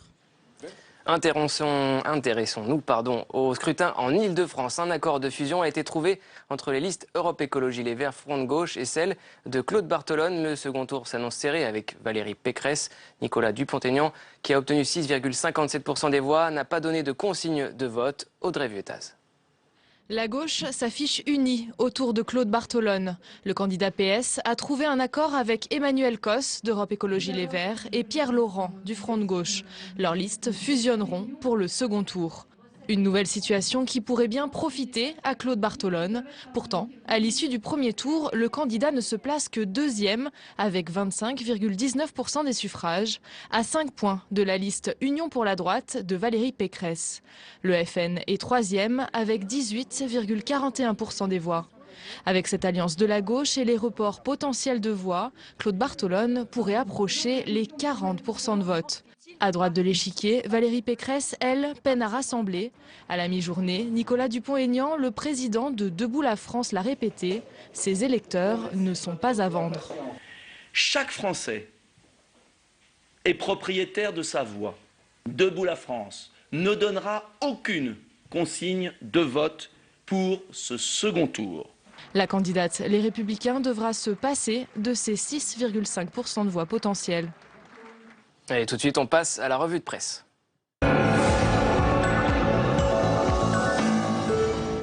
Votre revue de presse et on découvre ensemble les unes de vos quotidiens. Demain, on va commencer, Paul, avec la une de Libération, largement consacrée bien sûr à ces régionales. Contre le FN, tous à côté de la plaque. Un titre provocateur en une de Libération, le quotidien qui s'intéresse aux stratégies des partis politiques en France, censés lutter contre le Front National. On y voit la silhouette de François Hollande tournant le dos. Diabolisation, dénigrement depuis 30 ans, dit le journal. Ces stratégies se sont avérées inefficaces. On poursuit avec Ouest France, Paul, à présent. Même teneur en une du grand quotidien de l'Ouest, avec ce grand embarras qui, à l'évidence, marque les leaders du bipartisme à la française. Un Cambadélis et un Sarkozy qui se mordent les lèvres. Et 7 états d'urgence politique, le titre de l'édito de Michel Urvoas. Le journaliste prévient, les alliances ne sont que des sparadraps et les partis devront faire leur révolution face à un Front National dominant. Et Michel Urvoas de pointer ses valeurs partagées, ce que Manuel Valls appelle une maison commune. On n'est pas très loin, on le voit, de l'idée de grande coalition qui existe déjà outre-Rhin. Exactement, dont on parlait tout à l'heure avec les éditorialistes. Donc ça, c'est à lire demain dans Ouest France. Et on finit avec l'Humanité, Paul. Un titre sans équivoque pour le journal. Comment endiguer la vague brune? Il faut battre le FN partout, dit l'UMA, en élisant un maximum d'élus de gauche. Anti-austérité, précise bien le quotidien. Presque un petit clin d'œil adressé, l'air de rien, à ceux qui, à gauche, lorgnent vers une social-démocratie décomplexée. Merci beaucoup, Paul. À demain. Avec plaisir. À suivre à présent, mon invité pour l'entretien, il est écrivain, éditorialiste, il analyse l'actualité, vous allez le voir, avec distance et ironie, souvent Patrick Besson, pour aller plus loin ce soir.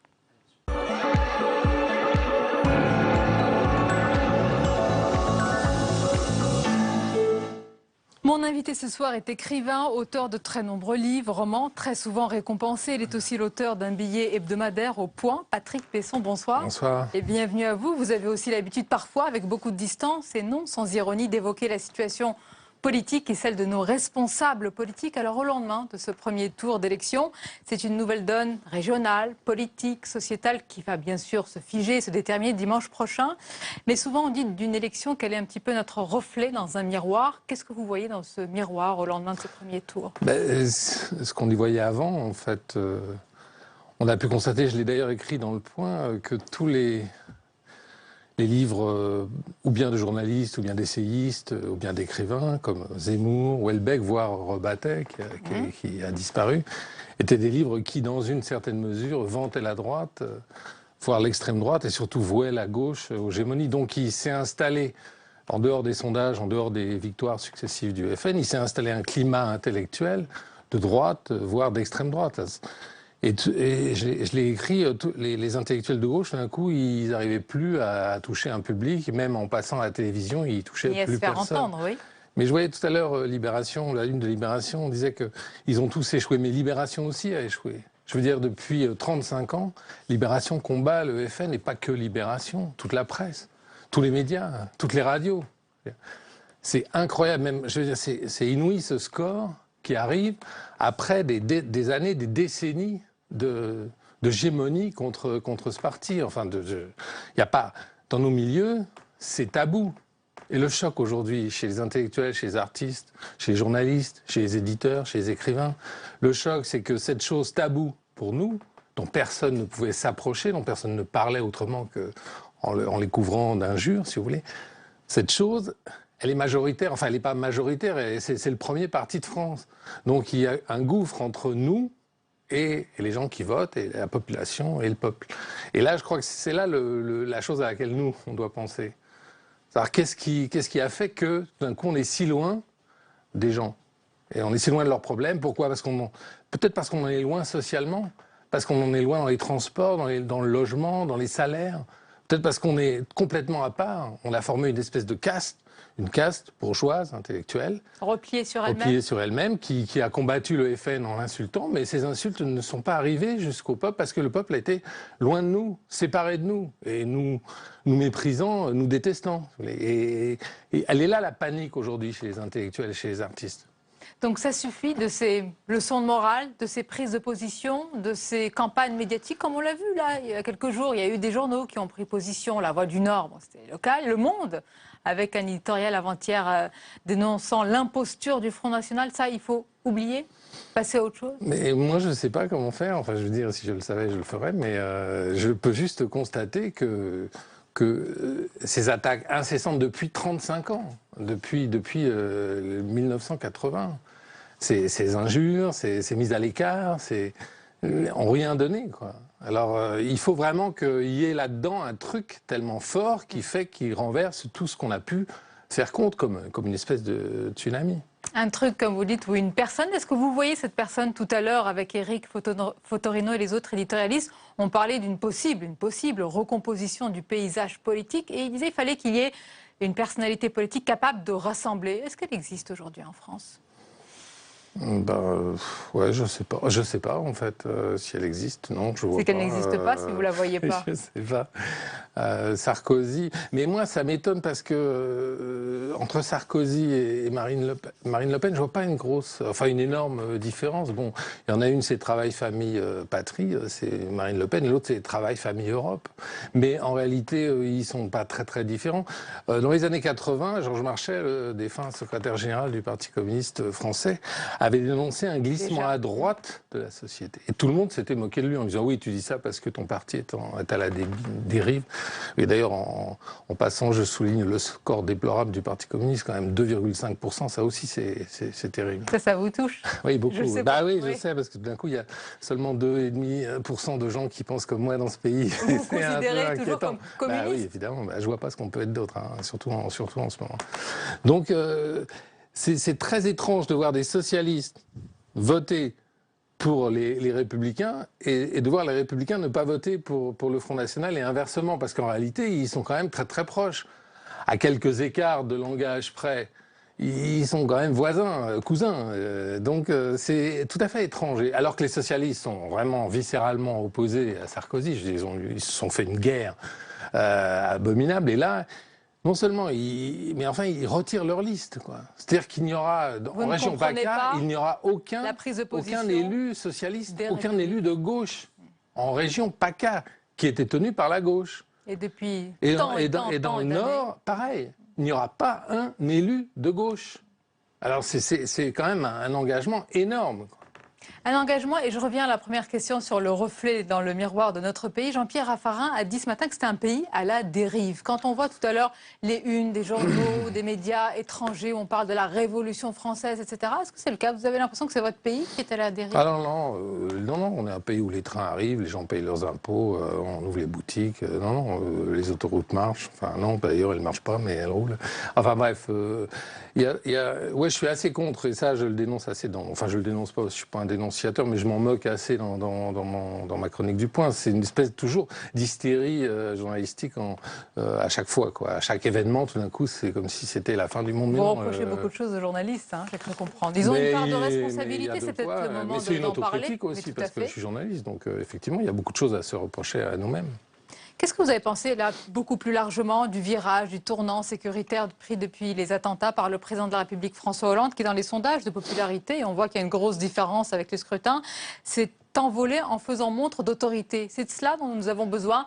Patrick Besson, un chef, oui, c'est ça, d'autorité. Je ne sais pas quel journaliste a dit à peu près le seul truc que peut faire un président en France, c'est une guerre. Donc au moins là, ça marche, il appuie sur un bouton, les armées, oui. Ouais. Mais bon, il ne peut pas réduire le chômage, il ne peut pas réduire la dette, il ne peut pas réduire le déficit de la sécurité sociale. Mais une guerre, ça, il peut la faire. Et donc c'est pour ça que beaucoup de présidents et d'empereurs, Nicolas II, Napoléon III, fois, George W. Bush et maintenant Hollande, à chaque fois qu'il y a une possibilité de faire une guerre, et à chaque fois la nation, par une espèce de réflexe ancestral, moyenâgeux, je dirais, se rassemble autour du chef pour attaquer l'ennemi, le barbare, comme on l'a appelé. Je sais pas, on est toujours le barbare de quelqu'un. Hein. Vous pensez qu'on a le choix? Il y a aujourd'hui évidemment les voix dominantes qui disent nous avons été attaqués, c'est un acte de guerre, nous réagissons. Puis il y en a d'autres qu'on entend très peu. On peut les citer. Il y a Dominique de Villepin, il y a eu il y a quelques semaines, quelques jours sur ce plateau, voilà, Jean-Christophe Ruffin également qui dit mais attention, la guerre ne conduit pas à plus de paix et encore plus dans cet Orient si compliqué. Est-ce que vous partagez leur point de vue?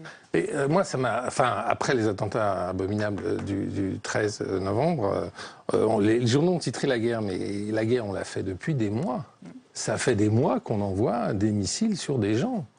Et sur ces gens, je veux dire, on ne sait pas trop où on tape avec un missile. Hein. Je ne sais pas qui on a au sol pour indiquer quelles sont les cibles, parce qu'il faut toujours quelqu'un au sol pour indiquer aux avions où il faut envoyer leur machin. Là.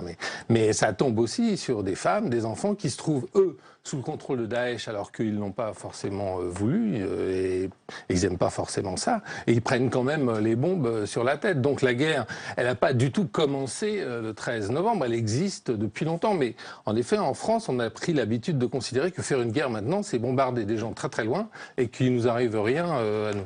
Or, une guerre, c'est pas ça. Une guerre, c'est donner des coups. Et de voir les avions s'envoler, et de peut-être se contenter d'une communication seulement. Ils n'ont pas de défense aérienne. Hein. C'est un peu comme les Palestiniens à Gaza. Je veux dire que les avions arrivent et ils envoient leurs missiles, ils repartent et il n'y a pas de réponse. Si vous voulez, les avions de l'adversaire, ils arrivent, mais ils n'arrivent pas sous forme d'avion. Non, ils arrivent sous forme d'attentat sur notre sol. Moi, je me souviens d'un billet, Patrick Besson, paru dans Le Point, et je crois que c'était en 2012, j'en suis sûre même, où vous décriviez, mais alors beaucoup d'ironie, la situation en Afghanistan et surtout en Libye après notre intervention. Et vous disiez ces mots, je vais vous citer: après 4 décennies de dictature kadhafienne, le pays respire enfin l'air pur de nos démocraties occidentales.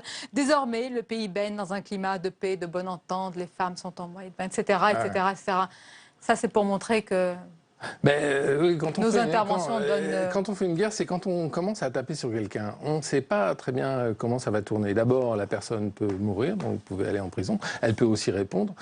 Donc, quand on s'engage dans ce genre de truc, on ne sait pas du tout comment ça peut finir. Et là, en l'occurrence, bon, il y a une guerre au Moyen-Orient, et c'est très simple. Hein, c'est une guerre entre les chiites et les sunnites. Ils veulent recomposer leur géographie, ils veulent changer leurs frontières, bon, comme nous on l'a fait en Europe, comme on l'a fait en Afrique. J'ai l'impression que vous dites laissons-les faire, c'est leur problème, ça les concerne.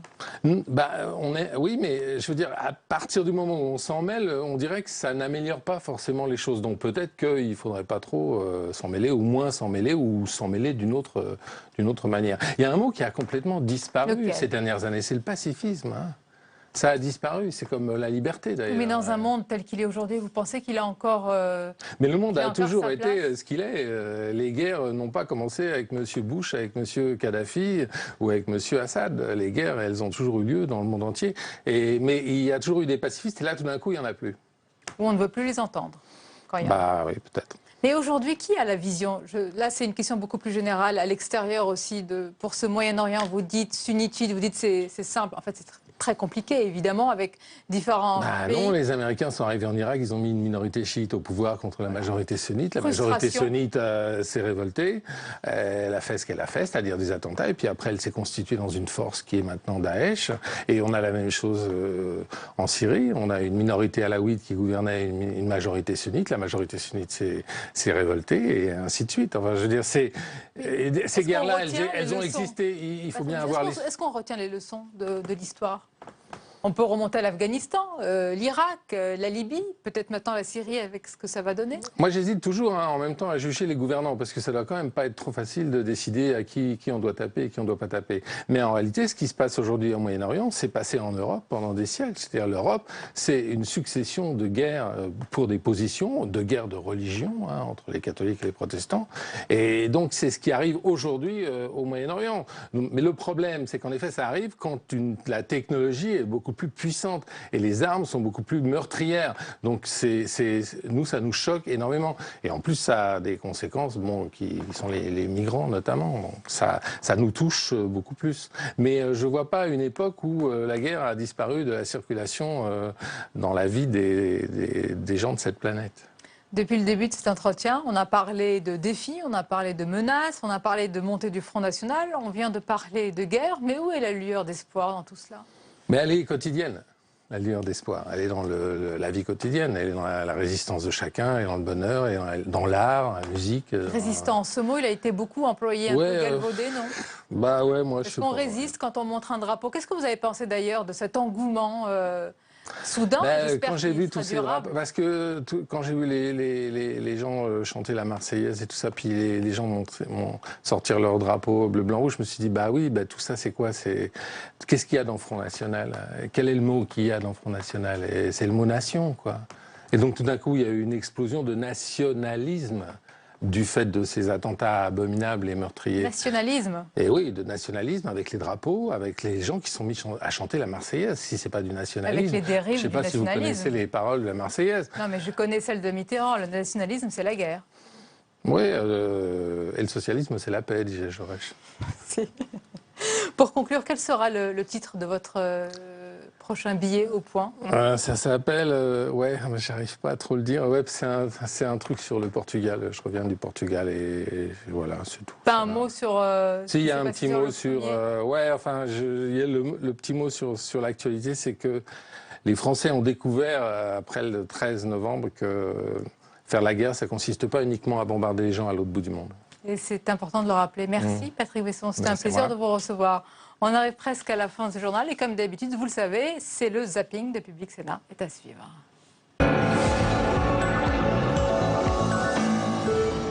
Nicolas Sarkozy se voulait le meilleur rempart contre le Front National.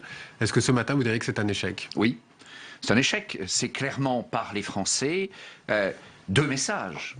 La gauche a échoué et la droite avait échoué auparavant. C'est l'échec de Nicolas Sarkozy? Oui, c'est l'échec de Nicolas Sarkozy, car Nicolas Sarkozy, d'évidence, n'est pas crédible comme représentant d'alternance après avoir lui-même, les Français lui avaient signifié, échoué en 2012. C'est pas parce que vous avez 3-4 personnes de la Manif pour tous sur liste de 220 que ça veut dire que vous avez basculé sur un élément. Ça représente des gens, moi je ne suis pas d'accord avec eux, mais ça représente des gens avec qui on peut parler. C'est pas parce que... Est-ce que dans le programme de Valérie Pécresse, pour les régionales, vous avez, par rapport à ça, un élément... J'étais à La Réunion, j'étais au débat de l'inter-LGBT il y a peu de temps, avec le représentant de Valérie Pécresse, et les associations craignent énormément, vu qu'il va y avoir... Attendez, les associations craignent. Bien sûr, le débat se fait là. Sur quel budget va-t-elle renier, puisqu'elle annonce qu'elle sabre de moitié le budget des associations? Eh bien, je peux vous dire que les inter-LGBT qui étaient ici étaient très inquiets. Jean-Vincent Placé, qui a quitté Europe Écologie Les Verts, mais qui reste le coprésident du groupe au Sénat, estime que la situation au Nord-Pas-de-Calais-Picardie illustre la stratégie suicidaire d'Europe Écologie Les Verts. Qu'est-ce que vous en pensez? Enfin, je dirais que je ne porterai pas des jugements à la hâte comme ça. Peut-être c'était la seule solution qui était plus ou moins viable pour les militants écologistes là-bas. On verra si c'est à cause de cette alliance que l'extrême droite a avancé. Monsieur Jean-Vincent Placé s'avance un peu trop. Parce que si le score qui n'est pas... Enfin, le score pas très élevé d'Europe Écologie Les Verts est lié aussi quand même entre 2010 et 2015 pour Europe Écologie Les Verts. Lié quand même à tous ces événements de je quitte le parti, je fonde un autre parti, etc. Plus de la moitié des électeurs, que ce soit en région centre ou en France, ne se sont pas déplacés. C'est l'abstention pour vous d'abord qui explique cela. Bien sûr. Et que quand la moitié des électeurs ne se déplacent pas, ceux qui se déplacent sont ceux qui veulent vraiment exprimer quelque chose, et donc sont les extrêmes qui s'expriment, ou les fidèles à leur parti. Donc voilà ce qu'on a eu hier. Comment est-ce que vous expliquez cette abstention ? J'explique par une espèce de désespérance. Depuis des années, les gens ne voient rien venir. Et depuis 4 ans en particulier, on a eu une politique fiscale, on a eu une politique sociale qui a été prise totalement à l'envers de ce qu'il a fallu faire dans un contexte mondial et européen. Et là, les gens ne croient plus en rien et donc ils s'expriment d'une manière violente. On ne découvre pas qu'il y a un système UMPS, on l'a dit, on l'a répété à travers les mois et les années. Le système UMPS apparaît clairement au grand jour. Quand l'un est en difficulté, l'autre vient à son aide pour essayer de sauver les places et les prébendes de ceux qui veulent les préserver. La réalité, c'est qu'aujourd'hui, nous portons... parlons de prébendes. Est-ce que vous pourriez parler du Family Office du Front National? Parce que ça finit par être agaçant d'avoir un parti qui présente le père, la fille, la nièce, le beau-frère, le gendre. C'est un parti familial. Non, je suis exaspéré d'entendre votre mauvaise foi. Détendez-vous, ça va bien se passer. Il y a de temps en temps des vérités à dire. Vous êtes un family office, vous exploitez la France, vous exploitez un sentiment avec des personnalités qui forment en quelque sorte une phalange solidaire. Je voulais vous le dire. Je comprends que vous soyez un petit peu en difficulté. Je termine. En difficulté, pas du tout. Je suis très heureux. Je ne supporte pas la bêtise et la mauvaise foi. D'accord. Et on arrive à la fin de cette émission. Merci de votre fidélité. Rendez-vous bien sûr demain, 22h, 23h30 avec mon invité pour l'entretien. Ce sera l'écrivain Alexandre Jardin qui est à l'origine d'un mouvement citoyen bleu, blanc, zèbre. À noter aussi vos autres rendez-vous. Demain matin, c'est Territoire d'info avec Luc Châtel, le député Les Républicains de la Haute-Marne. Belle et douce fin de soirée en notre compagnie. Merci à vous.